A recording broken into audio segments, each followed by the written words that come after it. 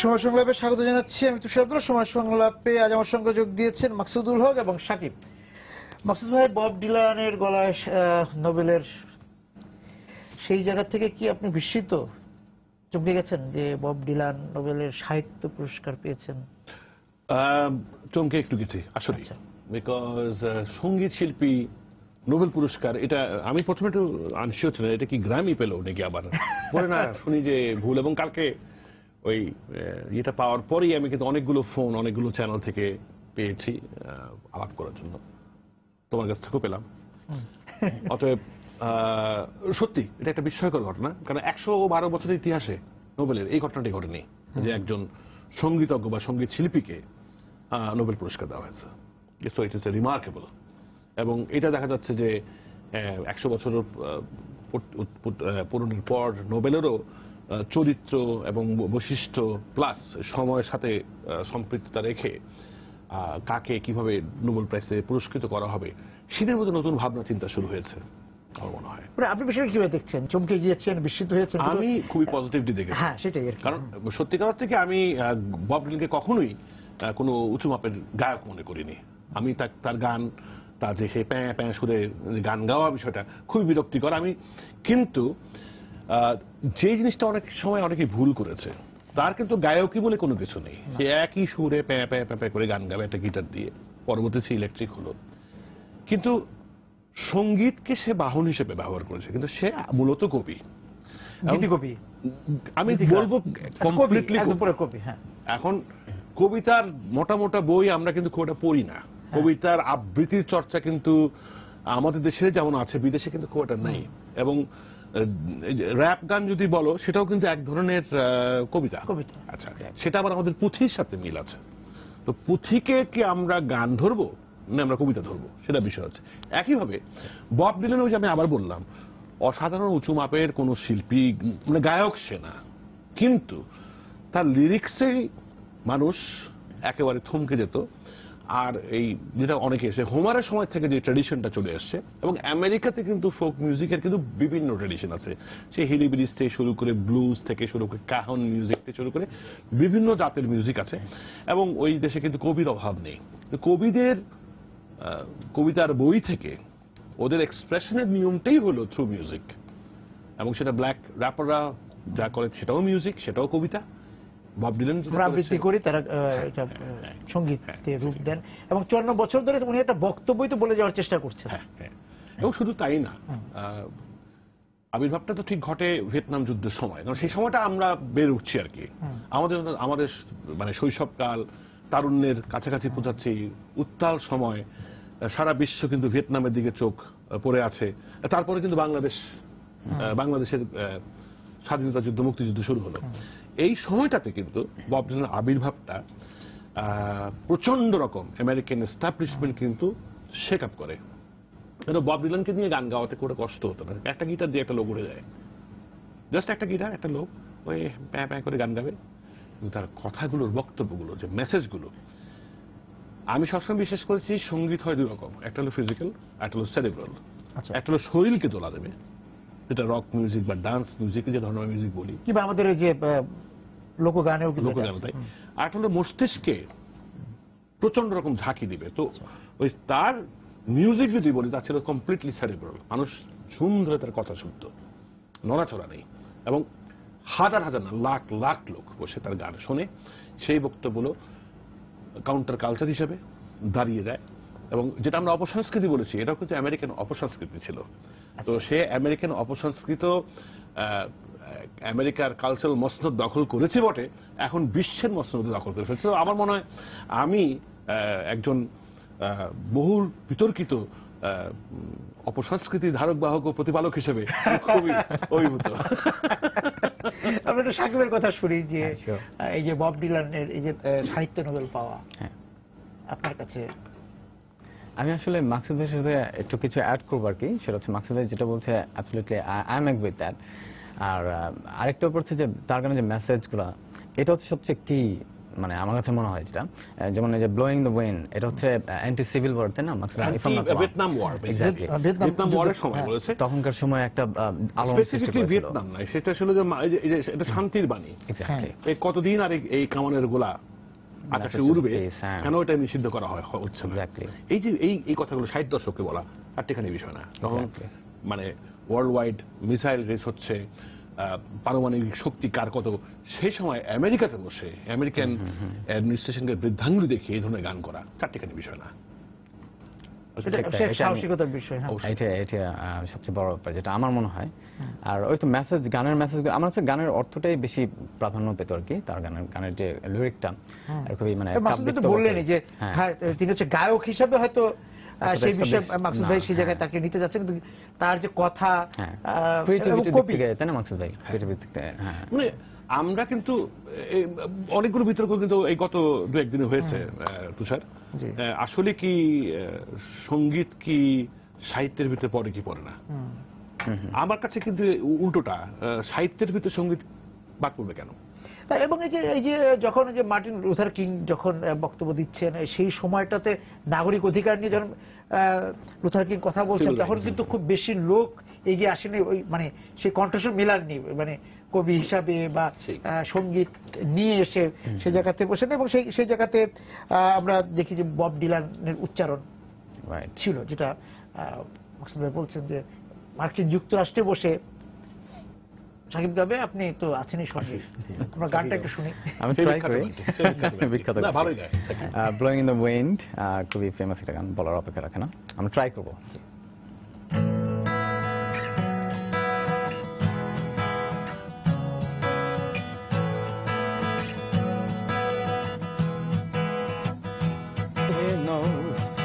That too many people have died. The answer, my friend, is blowing in the wind. The answer is blowing in the wind. The answer, my friend, is blowing in the wind. The answer is blowing in the wind. Thank you. ধন্যবাদ। মাকসুদ ভাই বলছিলেন যে আমাদের এখানে এই যে Bob ডিলানের যে গান, যে কটা গানই আমরা বাংলাদেশের চেয়ে আসলে কবি সুমন এবং অঞ্জন দত্ত পশ্চিমবঙ্গে বেশি গিয়েছেন, গাওয়ার চেষ্টা করেছেন সেই অবলম্বন, এবং আপনি বলছেন যে অনুবাদটা ঠিক মতো হয়নি। ইংরেজি গানের অনুবাদ সহজ বিষয় না। হ্যাঁ, মানে ভাবানুবাদটা হয়েছে, অনুবাদটা হয়েছে হয়তো আক্ষরিক অনুবাদ হয়েছে, কিন্তু ভাবানুবাদটা ঠিক যেমন একটা জায়গায় আক্ষরিক হয়েছে, ভাবানুবাদ এই যে মানে হাউ মেনি, মানে কটায় কান লাগবে একটি মানুষের, মানে সে আরেকজনের কান্না শোনার জন্য, এই যে একটা কটাক্ষ, তোমার কটা কান লাগবে, মানুষগুলো কাঁদছে তুমি শুনতে পাচ্ছ না, এটা না বলে তোমার কটা কান লাগবে to understand that the people are crying. এই যে সাটল অনুবাদ, এগুলো কিন্তু খুব ডিফিকাল্ট, এবং ওই মাপের যদি কোনো শিল্পী এগিয়ে না আসে, আমার মনে হয় ভেরি ডিফিকাল্ট। এবং আমি তো যারা অধিকাংশ অনেক লোকই এটা ক্রিটিসাইজ, কারণ শুধুমাত্র কিন্তু তার গান না, তার কিন্তু দুই তিনটি বড় কবিতার বই আছে, প্রবন্ধ আছে, এবং সে কিন্তু অঙ্কন শিল্পী, সে কিন্তু আবার অভিনয় করেছে, তো তার কিন্তু বহুমাত্রিকতা আছে। এবং যেটা এতগুলো বছরে যেটা সে প্রতিবার নিজেকে পুনরাবিষ্কার করছে, এবং সেটা কিন্তু এই স্থানকাল পাত্র ধরেই সে কিন্তু 60 দশকের ডিলানকে আমি আজকে 2016 পরিপ্রেক্ষিতে কিন্তু মাপতে পারবো না, কারণ সে কনস্ট্যান্টলি নিজেকে পুনরাবিষ্কার করছে, কিন্তু প্রত্যেকটা মেসেজ সেই সময়কার জন্য, এবং সেই তাৎপর্যগুলো কিন্তু বহন করে। এখন তার বিষয় যেটা হলো, যেদিক দিয়ে আমার সাথে খুব বেশি রক্তের মিল, সেটা হলো যে প্রথা এবং প্রতিষ্ঠান বিরোধী। কোনোদিনও এই দুটোর কাছে সে কিন্তু পরাজিত হয়নি। তো এখন অনেকে বলছে হ্যাঁ, নোবেল তো একটা প্রতিষ্ঠানের কাছে সে পরাজিত, না, উল্টোটা, ইনফ্যাক্ট এটা হলো তার বিজয়। আচ্ছা, যখন ওবামা তাকে ফ্রিডম মেডেলটা পড়ালো, সেই আমেরিকান প্রেসিডেন্টের সম্পর্কে সে অনেক গান করেছে। যেদিন পড়ালো ফ্রিডম মেডেল, সেদিনই কিন্তু আমেরিকা প্রকৃত অর্থে ফ্রিডম পেয়েছে। অতএব তার ব্যাপকতা কিন্তু খুব দু এক কথায় বলে শেষ করা যাবে না তুষার। এবং এই জায়গা থেকে একটু বলতে চাই যে আমাদের এখানে বব ডি মানে আপনি দীর্ঘদিন যাবত আমাদের ব্যান্ড সঙ্গীতে যারা কাজ করছেন, নতুন অনেকে আসছেন, কিন্তু এই যে আপনারা যখন শুরু করেছেন বা তার আগে যারা শুরু করেছে, বব ডিলানকে আপনারা কতটা অনুসরণ করেছেন? না, বব ডিলান আমার ইন্সপিরেশনের কোনো জায়গা ছিল না। হ্যাঁ, পছন্দ করতাম আমার আমেরিকান যদি গিল স্কট হ্যারন বা জিম ক্রোসে বা জেমস টেইলর এরা ছিল, বব ডিলান আমার কাছে সেই সময় খুব বেশি হেভি মনে হতো। কেন 60 দশকে আমার রাজনৈতিক বা সামাজিক সচেতনতা এত ছিল না, সেটা একেবারে অকপটে স্বীকার করছি। কিন্তু সেই সময়কার he was way head of his time. সেই 60 দশক কিন্তু এখনকার কথা সে বলেছে আমার জন্য। তো যাদের কাছে আমার খুব কাছে লেগেছে, তাদের কাছে যারা আমি ইন্সপায়ার্ড, সেটা হয়েছে। হয়তো তার থেকে আরো হেভি ডিউটি লোকজনের হয়েছে, কিন্তু বব ডিলান সরাসরি আমার কোনো ইন্সপিরেশন না। কিন্তু বব ডিলানের কতগুলো জিনিস কিন্তু মাথায় রাখতে হবে। বব ডিলানের সবচেয়ে ইন্সপায়ার্ড এবং বব ডিলানের একেবারেই ছত্রছায়া থেকে একটি ব্যান্ড আকাশচুম্বী জনশীতলোকের ডায়ার স্ট্রেটস। ডায়ার স্ট্রেটসে কিন্তু গায়কিতে অনেক বব ডিলানের ইনফ্লুয়েন্স পাওয়া যাবে। এবং একটি সে তখন ইউজুয়ালি অ্যাকোস্টিক করতো, সে একটি যখন প্রথম ইলেকট্রিক অ্যালবামটা করে, সম্ভবত dream of the blue turtle, সেখানে কিন্তু ডায়ার স্ট্রেটসের সদস্যরা কিন্তু বাজায় তার সাথে, and that was a internationally hit album. তো এই একটা ছোট্ট গল্প বলি। এই অ্যালবামটা যখন বের হয়, বব ডিলানের একটা ইলেকট্রিক অ্যালবাম, এর আগে শুধু গিটার আর দু একটা কম। ইলেকট্রিক অ্যালবামটা আমি বাসায় নিয়ে ক্যাসেটটা প্রায় 2 দিন ধরে কনস্ট্যান্টলি বাসায় আসলে এটা বাজাই। তো বাবা তো অত গান টান বোঝে না, নিচতলায় থাকেন, কিন্তু শুনে কি যেন একটা বাজতেছে। তো উপরে হঠাৎ করে উঠে এসে তুই কি এটা, এই যে প্যাঁ প্যাঁ প্যাঁ প্যাঁ, এই যে জঘন্য জিনিসটা, তুই গত 3 দিন ধরে এটার ভিতরে কি আছে আমাকে বোঝায় বল। আমি আসলে কিন্তু বোঝাতে পারিনি, কিন্তু কি একটা জিনিস আমাকে অ্যাট্রাক্ট করতো, তার লিরিক্স গুলো অসাধারণ এবং ইলেকট্রিক কম্বিনেশনে এটা একটা বহুমাত্রিকতা ধারণ করে। হ্যাঁ, আমি একটু বিরতিতে যাচ্ছি। এসে একটু জানতে চাই যে আপনাকে অনুপ্রাণিত করেনি বা কিন্তু অন্যান্য মানে আমাদের পুরো ব্যান্ড মিউজিক বা আমাদের গানের জায়গাতে বব ডিলান এই ধারাটি কতটা অনুপ্রেরণা পাওয়ার মতো ছিল, কিন্তু আমরা দেখছি যে কেউ ওই যে আপনি যেটা বলেন যে ওই দিকে বব ডিলান থেকে অনুসৃত হয়নি। আমি সাকিবের কাছে জানতে চাবো যে লন্ডন থেকে আসা, বিলেত থেকে আসা, সেখানেও কি বব ডিলান উচ্চারিত হয় কিনা, কতটা হয় সেটাও শুনতে পারি, নাও হতে পারে। হ্যাঁ, আজকে নোবেল পুরস্কার পেয়েছে বলে হয়তো বিষয়টা আমরা উচ্চারণ করছি।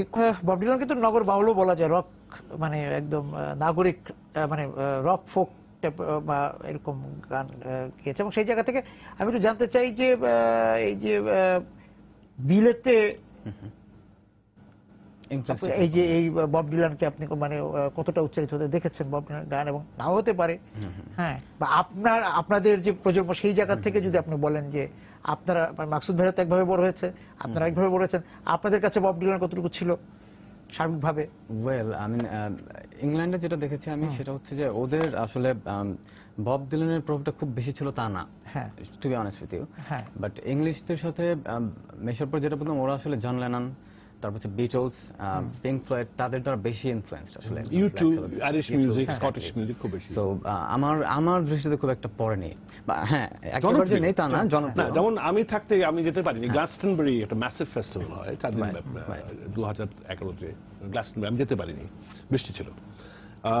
গ্লাসটনবারি ফেস্টিভ্যাল কিন্তু 1.5 থেকে 2 লক্ষ লোক, এবং লাস্ট নাইটে ছিল কিন্তু বব ডিলান। এবং বব ডিলান ওই যে বললাম তথা একেবারে প্রতিষ্ঠান এবং প্রথা বিরোধী। সে ওই হোয়াইট স্ক্রিনে যেটা বড় করে ছবি দেখানো, সেটাকে সে অ্যালাউ করেনি। সে বলছে মানুষ তো আমার গান শুনতে আসবে, আমার চেহারা দেখে লাভ। তো ওই 1-1.5 লাখ একটু বব ডিলানকে দেখেছে এবং সেভাবে সে গান করেছে। তো ইউকেতে সব ধরনের সঙ্গীতের একটা কদর আছে, but I agree with you যে চর্চাটা কিন্তু নেই। চর্চাটা নেই কি কারণে সেটা জানি না। আমাদের বাংলাদেশে যে অনেক চর্চা হচ্ছে তা কিন্তু আমাদের এখানে খুবই কম। অর্থনীতি সুমন একটি অনুবাদ করেছে। কম বেশি কিন্তু আমরা যারা সিনিয়র ব্যান্ড, যারা পুরোনো দিনের যারা লোকজন, আমরা কিন্তু কম বেশি 4-5টা 7টা 10টা আমরা কিন্তু বব ডিলানের গান জানি, কিন্তু তার গানের সংখ্যা কিন্তু কয়েক হাজার। অতএব সে অর্থ না কিছুই জানি না, একটা নামকে অস্তে যতটুকু জানা আমরা অতটুকুই জানি। তবে ইন্ডিয়াতে আমার জানা মতে সমগ্র ইন্ডিয়াতে কম বেশি চর্চা আছে, কিন্তু সবচেয়ে বেশি চর্চা হলো আমাদের ধারের কাছে, সেটা হলো শিলংয়ে। আচ্ছা, মেঘালয়তে ওরা কিন্তু বছরে দুটো ববের জন্মদিন পালন করে, একটা বব মার্লে, একটা বব ডিলান। সবসময় ওরা পালন করে। এবং এই শিলংয়ে যে ফেস্টিভ্যালটা হয় সমগ্র ইন্ডিয়া, ওদেরকে আলোড়িত করলো কিভাবে বব ডিলান? Very interesting. আমি জানি না কেন যখন আয়রন মেইডেন বাজাতে আসে ইন্ডিয়াতে, ওরা কিন্তু ব্যাঙ্গালোরে যায় আর শিলংয়ে যায় বাজাতে, ওরা কিন্তু দিল্লি বোম্বেতে বাজায় না, কলকাতায় বাজায় না। সো মেঘালয় তার আবহাওয়ার কারণে হোক, তার মানুষের ইচ্ছার কারণে হোক, বা একটা কালচারালি এমনভাবেই ডেভেলপ যে বব মার্লে রেগে থেকে শুরু করে বব ডিলানের folk blues whatever kind of মিউজিকের সব সময় একটা ব্যাপক এবং কম্পিটিশন হয় আমার জানা মতে। তো বছরে দুবার করে এই দুই ববকে তারা স্মরণ করে। তো এটা কিন্তু একেবারে মতো বর্ডারে ঠিকও পারে। এই জায়গাটাকে যে হচ্ছে যে এই যে সম্পর্কটা হলো এবং সেখান থেকে যে প্রথা বিরোধী একটি কারণও আছে। আমার আচ্ছা। শিলংয়ে আমার বন্ধু বিখ্যাত, ওকে Bob Dylan of North East বলা হয়, লু মাজো একেবারে সেই বব ডিলানের বয়সই হবে 70 ঊর্ধ্বে, সাদা চুল, 75 বছর বয়স। হ্যাঁ। তো লু মাজো একটা খুব ব্যাপক ধরনের একটা প্রভাব রাখে Indian rock and other alternative মিউজিকের জন্য। তো লু মাজোর কারণে হতে পারে যে বব ডিলান এত, কারণ লু মাজো স্টেজে উঠলে অধিকাংশই বব ডিলানের গান করে। এবং যে প্রথা বিরোধিতার কথা যেটা বলছিলেন, যে প্রথা বিরোধিতার জায়গা থেকে আমাদের এখানে তো প্রথা বিরোধী গান হয়নি মাকসুদ ভাই। প্রথা বিরোধী গান মধ্যে আমি কিছু একটা করেছি। প্রথা বিরোধী গান আমাদের এখানে কম হলো কেন, বা সেই চর্চাটা কম? আসলে আমরা একটা খুব দোদুল্যমান অবস্থা আছি। কারণ সঙ্গীত শিল্পী আমাদের সঙ্গীত শিল্পী পেশাদার শিল্পী কিন্তু রিসেন্ট হচ্ছে। আগে আমাদের কেউ না কেউ অন্য কোনো সাথে জড়িত। এখন আমাদের মানে প্রতিষ্ঠানগুলি কিন্তু সঙ্গীত এবং শিল্পকে এবং সংস্কৃতিকে কিন্তু দখল করেছে, এটা আমাদের মানতে হবে। সাহিত্যকেও কিন্তু দখল করেছে। মানে কোনো এক কোম্পানির পৃষ্ঠপোষকতা ছাড়া আমরা কোনো গান করতে পারবো না, আমরা নাটক করতে পারবো না, যেটা রিয়ালিটি। তো এইখানে থেকে এই অবস্থাতে আমি ওই প্রতিষ্ঠানগুলোর কোনো ধরনেরই তাদেরকে কোনো রকম চাপের কাছে মাথা নত হব না, আমি রাষ্ট্রের কাছে মাথা নত হব না। আমি শিল্প হিসেবে আমি যেভাবে বেঁচে থাকতে পারি সেভাবে বেঁচে থাকবো। এটা হয়তো আমেরিকার দেশে সম্ভব। তো আমাদের দেশে সেই অর্থে প্রকৃত ফ্রিডম বা প্রকৃত স্বাধীনতা আমাদের প্রচন্ড অভাব। এই দেশে শিল্প সাহিত্যের স্বাধীনতা জায়গাটা খুবই, মানে মুক্ত বাণিজ্যের জায়গায় যে শিল্পীরা মুক্ত নন, শিল্পীরা মুক্ত থাকতে পারছে না। শিল্পীরা এখন তো লেজুর বৃত্তি খুব বেশি বেড়ে গেছে, প্রতিষ্ঠানের লেজুর বৃত্তি, প্রশাসনের লেজুর বৃত্তি করেই আমরা শিল্পী। তো এমত অবস্থায় কিন্তু প্রথা প্রতিষ্ঠান যদি লোক যে একেবারেই বাংলাদেশে নেই তা কিন্তু আছে, কিন্তু আমরা খুব নগণ্য, আমাদের সংখ্যাটা খুবই নগণ্য। আমাকে যদি ধরা হয় আমি তো একেবারে কিছুই না, কিন্তু তারপরে চেষ্টা করেছি না, আর কেউ না হোক, একজন যদি গান ভাষায় তা তো কোনো না কোনোদিন বাংলাদেশের সবাই বলতে পারবে না একজন প্রতিষ্ঠান বা প্রথার কাছে গা ভাষায় নেই। তরুণরা এই যে প্রথা ভাঙ্গার বিষয়ে সাহস দেখাচ্ছে হচ্ছে। আমার জানার মতো অনেক গানই হচ্ছে, আমি শুনেছি। মানে বর্তমানে ব্যান্ড মিউজিকে, স্পেশালি রক মিউজিক আমি বলা উচিত যেটা। তবে আমার মনে হয় জায়গাটা সবচেয়ে বেশি দখল করেছে মাকসুদ ভাই একা, এবং তার সাহসিকতা এবং তার যে ইন্ডিভিজুয়ালিটি সেটা সে প্রমাণ করেছিল অনেক আগে থেকে। আমরা ছোটকাল থেকে শুনে আসছি তার গান, is one of our influences. So আমার মনে হয় এখনকার সময়েও মানে মাকসুদ ভাইয়ের মতো করে হচ্ছে না, ওইভাবে হয়নি প্রথা বিরোধী গান বা এরকম। হ্যাঁ, আমাদের ওয়ারফেস ব্যান্ডের অনেক গান আছে।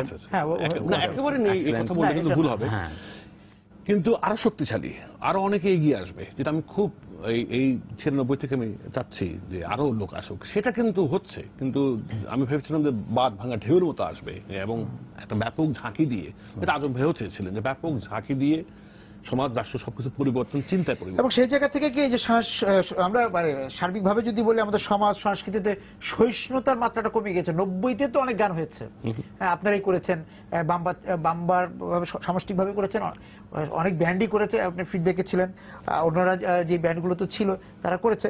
তারপর থেকে কি আমাদের এই শোনা দেখা বোঝার সহিষ্ণুতা কমে গেল কিনা সেটা মাকসুদ ভাই আপনার কাছে তো জানতেই চাবো, এবং সাকিবেরও পর্যবেক্ষণ থাকতেই পারে। আমি বলছিলাম সহিষ্ণুতার কথা বলছিলাম, তা সহিষ্ণুতার সঙ্গে একটু বিষয় যোগ করে যে আমরা ফেসবুকে যে দেখলাম বা সামাজিক যোগাযোগ মাধ্যমে যে দেখলাম বব ডিলান নোবেল পাওয়ার পর যে আসলে সাহিত্য এবং গান, উনি কতটা সাহিত্যিক, কতটা গীতিকবি, কতটা গীতিকার, এই একটা বিতর্ক কিন্তু চলছে, চলমান। আমরা যখন কথা বলছি তখনও চলমান সাহিত্য।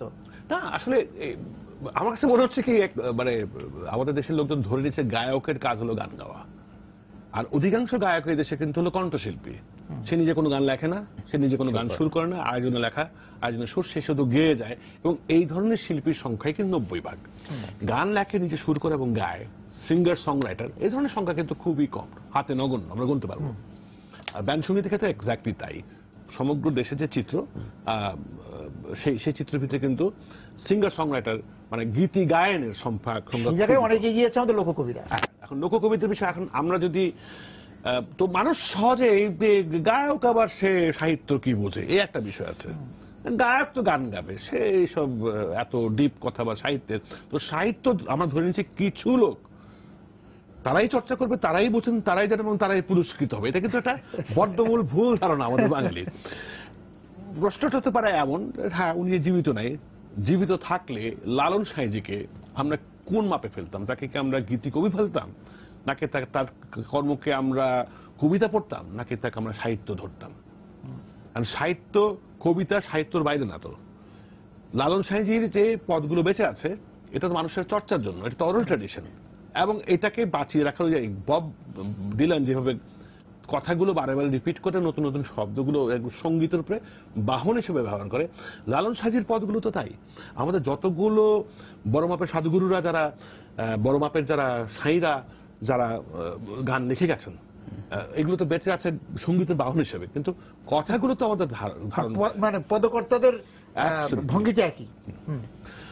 আমার মনে হচ্ছে যে এই নোবেল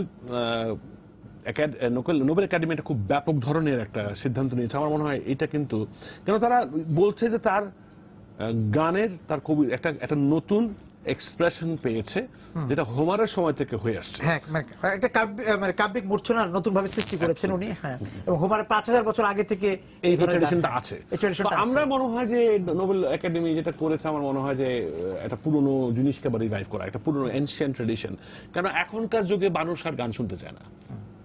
হ্যাঁ, গান তার মানে ওই আর কি বলে ইনস্ট্যান্ট নুডল, ইনস্ট্যান্ট কফি, শুনলাম খেলাম ভুলে গেলাম, এরকম একটা বিষয়। কিন্তু গান তো তা না। আমাদের সময় কিন্তু 60 দশকের গান কিন্তু আমরা মনে রাখি। এখন যেগুলো গান 70 দশকের যে বিপ্লবী গানগুলো, মুক্তিযুদ্ধের আগে বা পরে যেগুলো গানগুলো, এগুলো আমাদের মনের ভিতরে কিন্তু গাথা, কারণ তখন চর্চা হতো। এখন আমরা টেলিভিশনে গান দেখছি, শুনছি না, ভিডিও খারাপ, গান ভালো, গান ভালো ভিডিও খারাপ, এই নিয়ে কিন্তু তর্ক। গান এখন দেখার বিষয়। আর কবিরা মোটা বই লিখছে, প্রবন্ধিকরা মোটামোটা নোবেল লিখছে, কিন্তু সত্যিকার অর্থে এই তাকে সাজিয়ে রাখা ছাড়া কজন আসলে পড়ি? কার সেই সময়টুকু আছে যে একটা মোটা কবিতার বই, রুদ্র মোহাম্মদ শহীদুল্লাহর একটা বই আমি 1 বছর ধরে, আমার বন্ধু যেত খুব আবেগ দিয়ে মারা যাওয়ার পর আমি পড়েছি, কিন্তু খুব কাছের বন্ধু, কিন্তু আমি কি অন্য কবিদের বই পড়ি? 2-1টা কবিতা ভালো লাগে, নীলানন্দার কতগুলো কবিতা আছে, 2-1টা পড়ে রেখে দিই, শামসুর রহমান 2-1টা পড়ে রেখে দিই, এবং এইগুলো আমার বাইরে কিন্তু রাতটা মেরে বেড়াই মানুষজন, আর আমরা খুবই কালচার, মানুষেরা ধারণা করে। কিন্তু আসলে কবিতা ধারণ করার বিষয়, কবিতা যেন ধারণ করতে না পারি, তাহলে কিন্তু জাতি হিসেবে আমরা পিছিয়ে যাবো। কিন্তু এখন যে পরিস্থিতি আছে, মানুষের শেষ সময় নেই, আর মানুষ কিন্তু অহেতুক ব্যস্ত, কাজেও ব্যস্ত, অকাজেও ব্যস্ত। তো অথবা এই সময় ভঙ্গিমাতে ব্যস্ত। হ্যাঁ, ভঙ্গিমাতে হতে পারে, আমি জানি না, কিন্তু আমার কাছে পুরো বিষয়টা খুব ঘোলাটে মনে হয়। তো আমার মনে হয় যে পুরনো ট্রেডিশনটা রিভাইভ করা খুব দরকার ছিল, যে হোমারের 5000 বছর আগের ট্রেডিশনটা রিভাইভ। আমরাও যে এই যে আমি নিজেও লালন সাঁইজির ট্রেডিশনটা রিভাইভ করার চেষ্টা করি, পুরনো গানগুলো আবার সামনে আনার চেষ্টা করি। তো মানুষের আগানোর সময় পিছনের দিকে কিছু তাকাতে হয়, পিছনের কিছু আমাদের রেখে যাওয়া কিছু একেবারে নক্ষত্র যেগুলো আছে সেটা তুলে তুলে সামনে এনে চর্চাটুকু করতে হয়। তো আমার মনে হয় যে এইটা ওই জায়গাটাও মনে রাখা দরকার যে ওনাকে শিল্পী হিসেবে দিয়েছেন, সেটা কিন্তু বলা হয় না, না কবি হিসেবে দেওয়া, কবি হিসেবে দেওয়া হয়েছে। এবং সেই জায়গা থেকে যে আমাদের গীতিকারদের এক ধরনের কিন্তু শুধু বাংলাদেশ মানে সারা পৃথিবীতে যারা গান করেছেন, যারা পদকর্তা, যারা গান রচনা করেছেন নানাভাবে তাদেরকে একটা স্বীকৃতি এসে অবশ্যই। এবং যেটা বাংলাদেশের ক্ষেত্রে খুব মানে আমরা কিন্তু একটা গোষ্ঠীকে খুবই শ্রদ্ধা দিতে কুণ্ঠাবোধ করি, যেমন গীতিকার। কি কারণে? নামটাই বলি না। হ্যাঁ, লিরিসিস্ট। কি কারণে তাদের আমরা কবি বলতে? তারা তো কবি, তারা যা লেখছে তো কবিতা। সেটাকে আমরা কি কারণে বাছাই করছি না গীতিকার, আর ওনারটা হচ্ছে উনি হচ্ছেন কবি। কবি আর গীতিকারের পার্থক্যটা কোথায়? এখানে তো ভাঙতে হবে। গীতিকার সে গীত লিখবে, কিন্তু সে কবি না। এটা চিন্তা করতে কেমন লাগে? সে তো কোনো অংশে কবির থেকে কম কাজ করছে না, কিন্তু এবং তাকে অনেক বেশি পরিশ্রম করতেছে। কেন? তাকে সেই 10টি লাইনের ভিতরে একটি সম্পূর্ণ উপন্যাস পার করে দিতে হচ্ছে। কবি আবার সে তার সুযোগ আছে, সে 10 পৃষ্ঠা লিখতে পারে। ফর্মা লিখতে পারে, কিন্তু গীতিকার হ্যাঁ, দীর্ঘ কবিতা আছে। হ্যাঁ, গীতিকারকে সেটা ছন্দ, লয়, মাত্রা ইত্যাদি হিসাব করে কিন্তু বসাচ্ছে, খুব টেকনিক্যাল, খুব সায়েন্টিফিক। তো তাকে আমি কেন কবি বলবো না? আমার এটাই নিজের কাছে খুব, আমি নিজে অনেক গান লিখেছি এবং সেই প্রশ্নের উত্তর মনে হয় নোবেল কমিটি দিল।